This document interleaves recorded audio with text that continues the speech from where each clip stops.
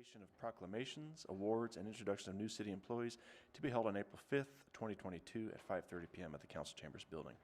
Welcome everybody. We have two proclamations this evening, and first up is declaring April as Sexual Assault Awareness Month, and I believe we have Tracy McConnell this evening from the Verde Valley Sanctuary to receive this proclamation. So, ma'am, if you don't mind, I'll go ahead and read the proclamation, then we'll give you an opportunity to speak, okay? Thank you. Great, and thank you for being here. Absolutely.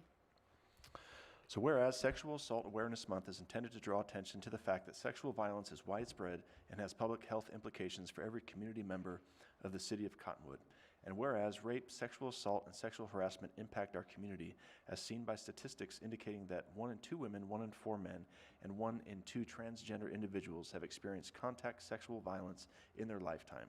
The National Intimate Partner in Sexual Violence Survey 2018, U.S. Trans Survey 2015.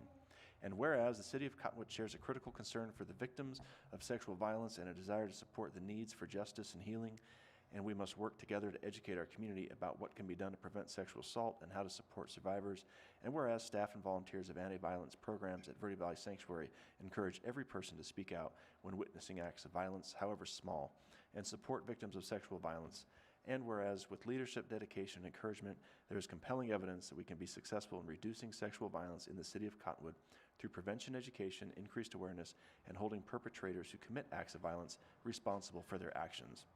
And whereas the city of Cottonwood strongly supports the efforts of national, state, and local partners, and of every citizen to actively engage in public and private efforts, including conversations about what sexual violence is, how to prevent it, how to help survivors connect with services, and how every segment of our society can work together to better address sexual violence.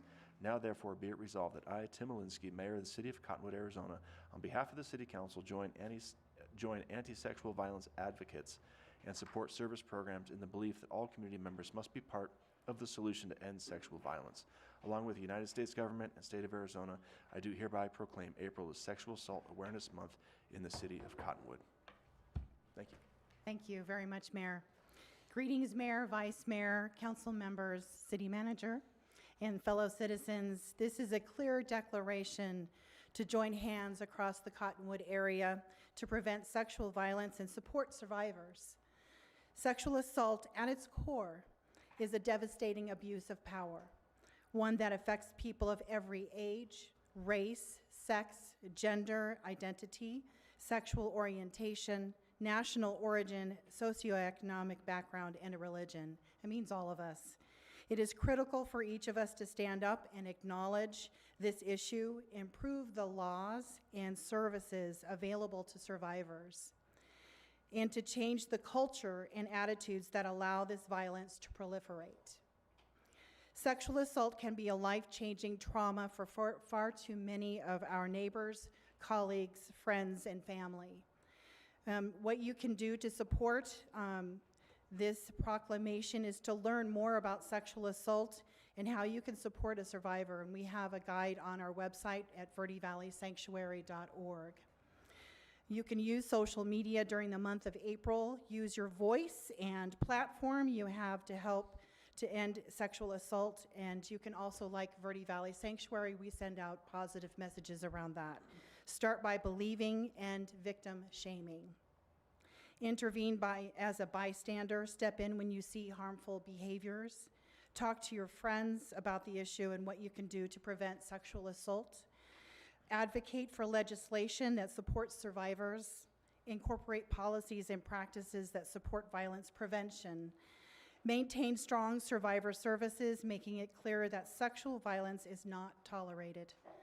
Verde Valley Sanctuary is the sole provider of services in the Verde Valley for victims of domestic violence, sexual assault, and human trafficking. Support the work of our sanctuary by shopping at our thriftiques and engaging with our website, donating and volunteering. The Verde Valley Sanctuary's mission is to enhance the safety of and increase the services for survivors of sexual and domestic violence and additional abuse through community education. In fiscal year 2020-21, we served over 2,300 victims. So the issue is very prominent in our community, and we need to stand up and do something about that together. And I thank you so much for doing so today. Thank you, Ms. McConnell. Appreciate you and all the work that you do at the sanctuary. Thank you. Thank you. Okay, next we have declaring April as National 911 Education Month. We have our own Marie Carpenter here to receive this proclamation.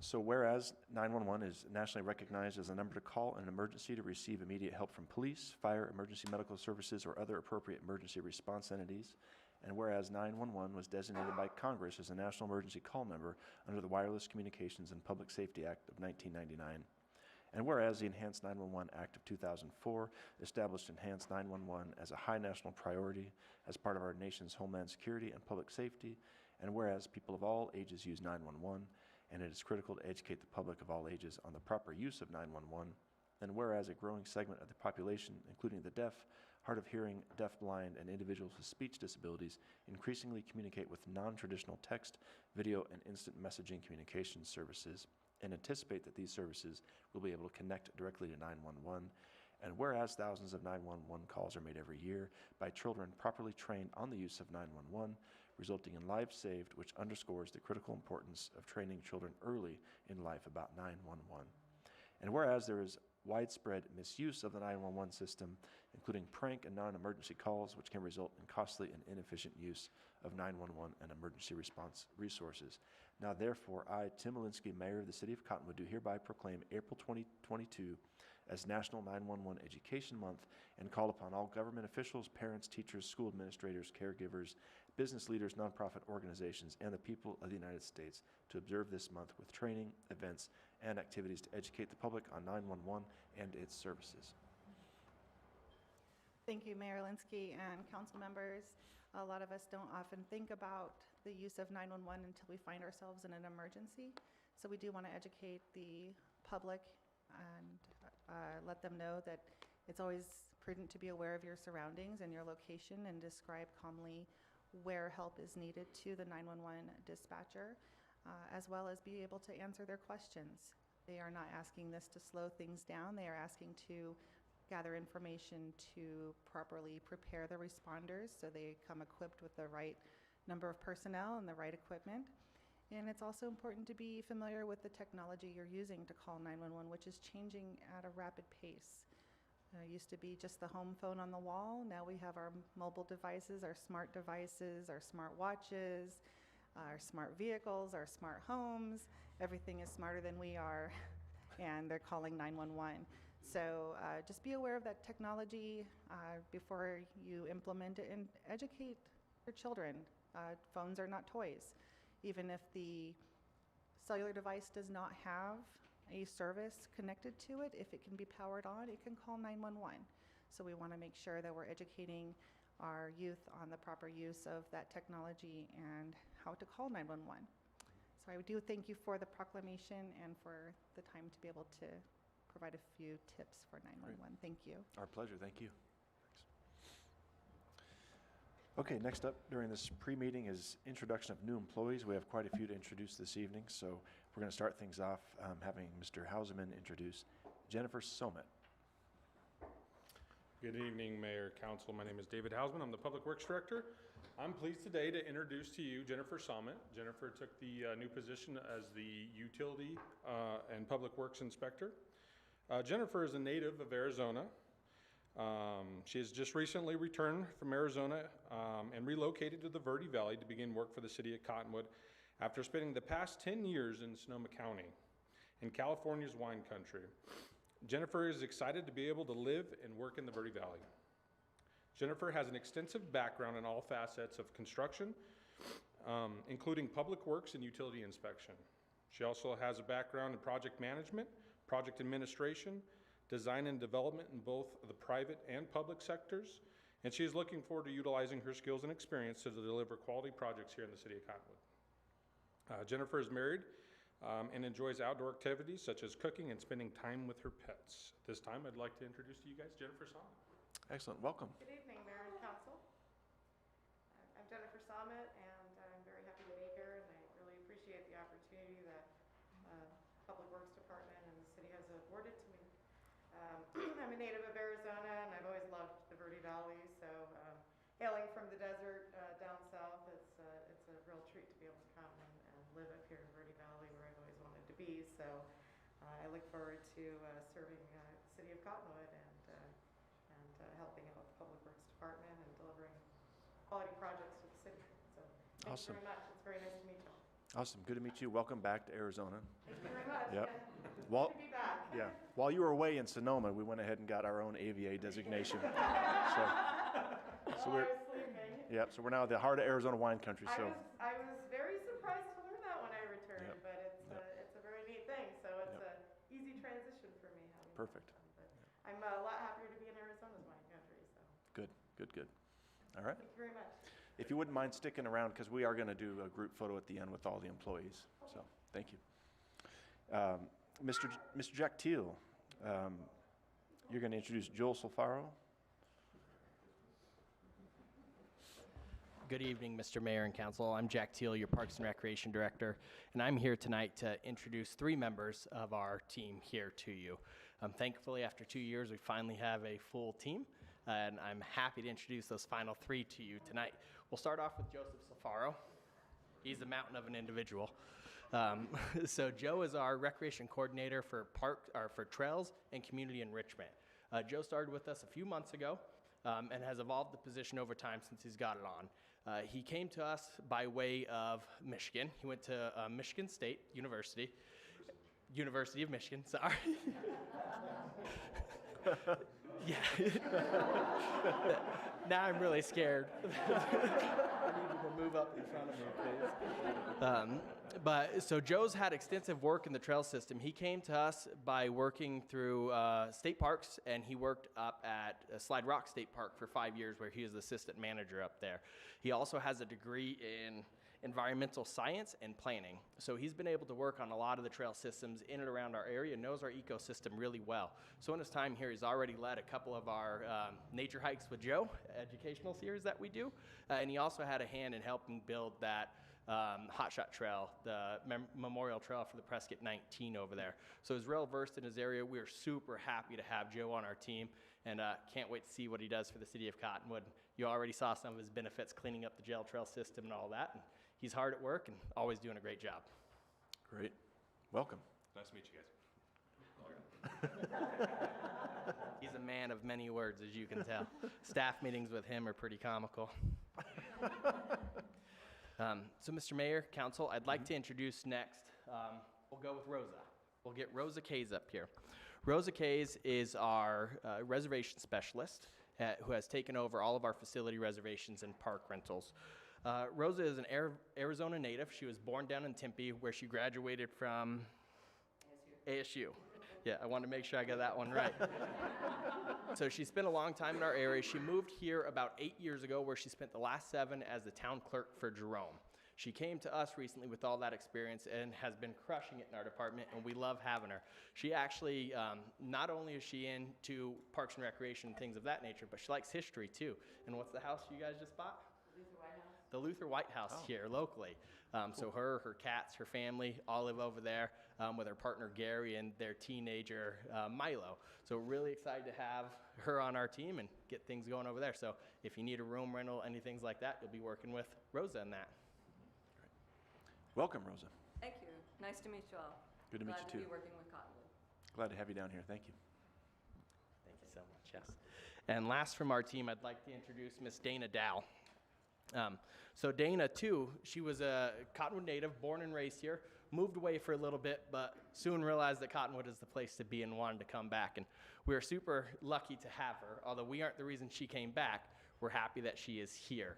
So you may know the last name, Dow. It's one of Dana's best qualities, I think, is being able to put up with Commander Dow in the back. Right temperament and fits in with Parks and Recreation well. So she has worked in law enforcement all over the state, in Yuma, Apache Junction. She did some time up in Youngstown as their code enforcement officer. So she knows how to be strict and firm, but she also has the soft side of the skills to be successful working with children, which is something that we really, really found unique to her situation, and something that we highly, what's the word I'm looking for? We gave her extra bonus points. So she comes from Cottonwood Oak Creek School District to us, and she had worked with their class, their Title I program, working with the special needs and special education industry. So she knows the different limitations that our unique community may have working with a lot of those kids. And a lot of those kids are the same ones who use our program. So she's already really well connected in the community and has all the resources to be successful within our program. So those were just a lot of the highlights on why we picked Dana for this position. And she slid in well, she asked lots of questions, and she's doing a great job over there. And we're lucky to have her, and they'll be around for a while, we're hoping. Thank you. Welcome, Dana. I'm really excited to work for Cotton. Thank you. It's nice to meet you. Great, glad to have you. All three of them said, "Do I have to speak?" All right, well, we're gonna do the sun swap here, and we're gonna get Amanda Wilbur up next to introduce Emily Carter, our new Human Resources Specialist 2. Good evening, Mayor and Council. I'm Amanda Wilbur, the HR Director here. It's my pleasure to reintroduce to you Emily Carter. Emily was previously introduced to you as the Finance and Human Resources Administrative Assistant, but recently she took the position of Human Resources Specialist 2. So we're really happy to have her in that position.